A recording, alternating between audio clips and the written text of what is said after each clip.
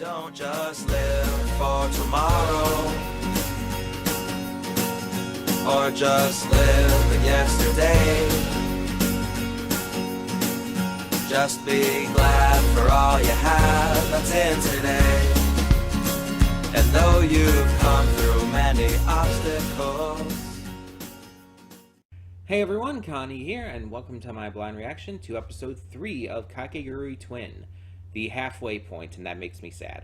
As I said last time, I don't know if we're going to get anything more than this. I don't know if we're going to have, like, a part 2 to this series. Because 6 episodes, like, in general is very little. Mind you, there's a lot of streaming series nowadays that are doing more 6 to 10 episodes. Stuff like the MCU shows and whatnot. But usually those are also longer because of it. This series, they're normal length anime episodes, so I don't know. But it's because of how short this is that I'm wondering if, like, there is more to this story and they're just not getting to it yet. I'm wondering, like, how is this going to wrap up, especially with what we found out last time. We find out that Sachiko and Aoi are going after Kurari, and that's never good. We don't want anything to happen to the president of the student council, because we like her. At least I do. I almost kind of feel like I should make, like, after I finish this, I should make, like, a list of, like, my favorite characters, even if it's just a tier list thing. Because it's like, I think I would surprise some people with some of my favorite characters from this. And it could be fun.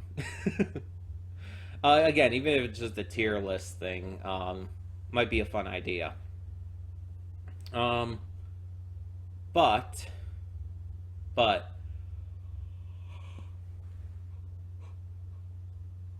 oh, excuse me.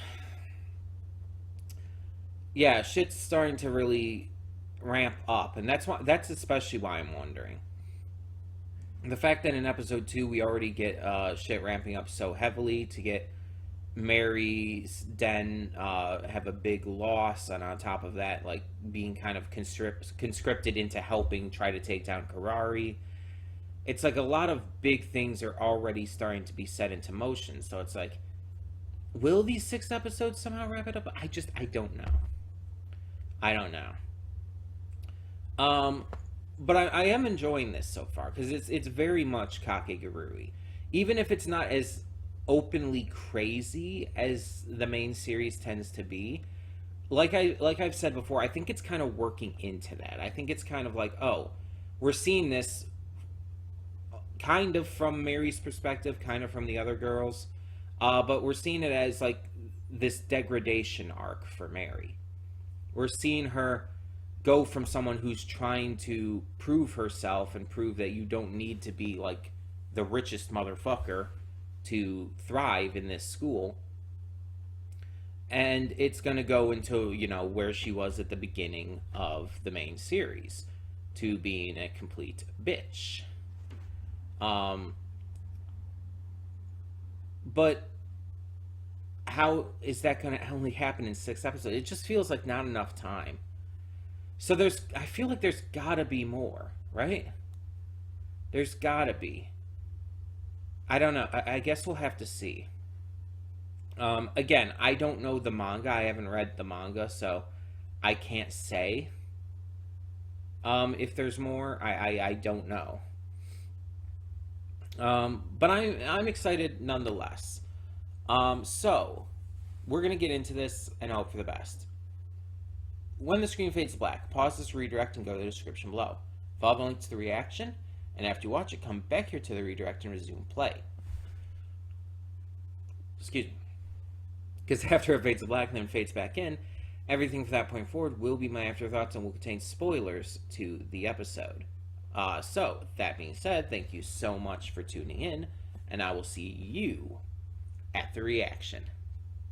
And we are back, and we'll begin with spoilers in 3, 2, 1, now.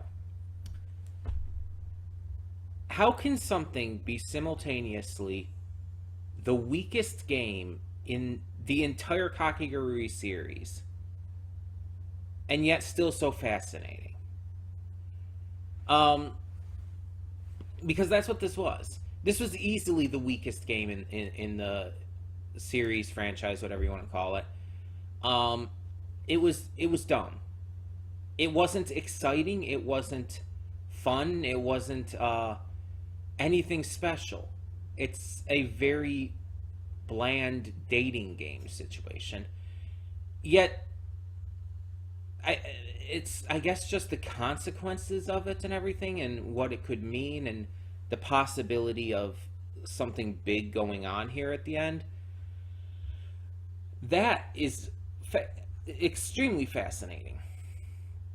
It is really interesting, and definitely leaves me wondering where this is going to go. Considering this is halfway through, at least what we have of the series so far. So, what does any of this mean? What does this equate to? Because there's only a few options, it seems, but there could be something else that Mary's not thinking of. Is there a traitor, or is there not even a traitor at all? Was it just really, really bad luck? It's hard to say.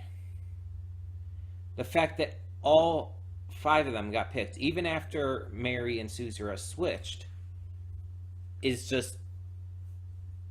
It should be seemingly next to impossible. Not completely, because there is still that chance.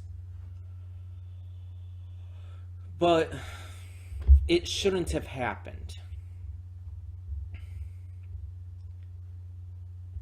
So the question is, how did it? Why did it? What is the thing we're not seeing here? Because Sachiko, she insists that there was no cheating. That there was no cheating at any kind of upper staff level or whatnot. That it all went completely fairly. But she could be lying. Because as we know, with this academy, you're allowed to cheat as long as you don't get caught before the game is over. So she could be lying for all we know. And then these like extra little deals they can have, and it's like, oh, we're gonna start the bonus round. It's like, you want to come in. If you do, you'd have to like offer the sleepover option, and it's like, which, just to put it as simply as possible, sex. It's sex. And it's just like, Jesus. And we get it, like, this is how this series runs. It's how the over the top satirical nature of this series has always gone. It's exceptionally ridiculous at all turns, and it tries to trick you a lot. So for all we know, there could be a really simple explanation for all of this going on. But yeah, it's just, what is going to happen? I genuinely don't know where this is going to go at this point, because I don't know how this situation would be resolved without having the money, which we know Mary does not. There's got to be a trick to this. There has to be. I don't know what it could be. Again, while the game itself was just the weakest that we've seen in this entire franchise so far, the repercussions of it and everything are what's fascinating about this. And let me talk about this, because I think I might have talked about this last time, or maybe in the first episode reaction, but I really want to discuss this here. just really go into it.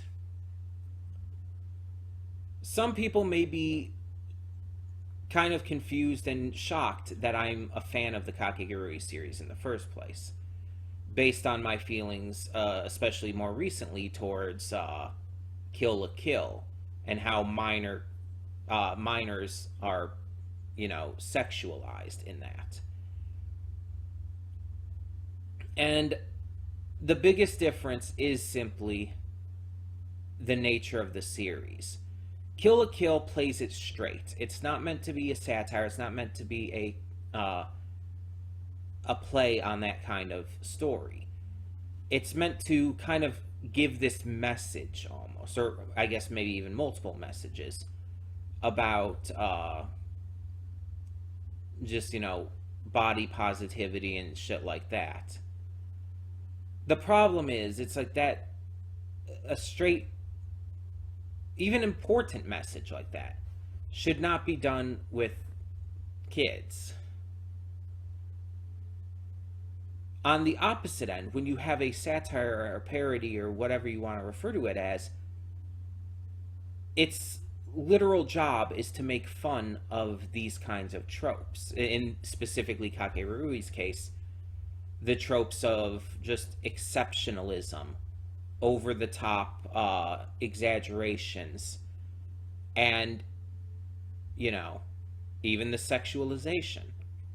It's openly mocking and making fun of the sexualization of characters in anime, even minors. And it's not the first series that has done this by any means. There have been other shows that do satire on this kind of topic, on over-sexualization of characters and the sensationalism of the shows and everything. Miss Kobayashi's Dragon Maid is a great example of that. And that's the thing. If it's a satire, if it's a parody, something like that, I'm okay with it. Even though I'm still not a fan of the idea of minors being sexualized. Because of, simply put, the fact that it is satirical in nature, the fact that it is a parody, that it is making fun of these tropes, that makes me understand